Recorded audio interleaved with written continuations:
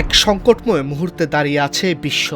একদিকে যুক্তরাষ্ট্র, অন্যদিকে ইরান, আর মাঝখানে যুদ্ধের আশঙ্কায় কাঁপছে গোটা বিশ্ব অর্থনীতি। এমন সময় হঠাৎ করেই সামনে এলো এক চমকপ্রদ কূটনৈতিক উদ্যোগ। পাকিস্তান প্রস্তাব করেছে সম্ভাব্য যুদ্ধবিরতির একটি কাঠামো। প্রস্তাবটি দুই ধাপে সাজানো। প্রথম ধাপে তাৎক্ষণিক যুদ্ধবিরতি, যা 6 এপ্রিল থেকে কার্যকর হতে পারে। দ্বিতীয় ধাপে একটি পূর্ণাঙ্গ চুক্তি, যা ইসলামাবাদ অ্যাকর্ড নামে পরিচিত হতে পারে। প্রাথমিক সমঝোতাটি ইলেকট্রনিকভাবে একটি সমঝোতা স্মারক আকারে সম্পন্ন করার পরিকল্পনা রয়েছে, যেখানে পাকিস্তানি একমাত্র মধ্যস্থতাকারী।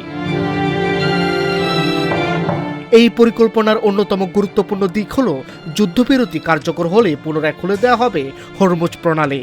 বৈশ্বিক জ্বালানি সরবরাহের জন্য অত্যন্ত গুরুত্বপূর্ণ এই পথ বন্ধ হয়ে পড়লে আন্তর্জাতিক বাজারে বড় ধরনের অস্থিরতা তৈরি হতে পারে।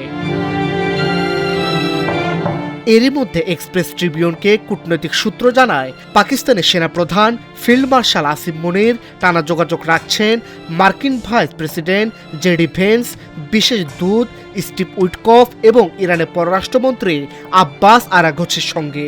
তবে এখনও আনুষ্ঠানিক সম্মতি দেয়নি তেহরান। ইরান চায় স্থায়ী নিশ্চয়তা, ভবিষ্যতে যেন কোনো হামলা না হয়।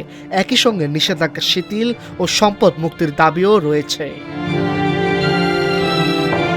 এদিকে প্রেসিডেন্ট ডোনাল্ড ট্রাম্প দ্রুত সমঝোতার আহ্বান জানিয়েছেন। এখন সবার চোখ এক জায়গায়, এই প্রস্তাব কি সত্যি যুদ্ধ থামাতে পারবে, নাকি পরিস্থিতি আরও জটিল হবে।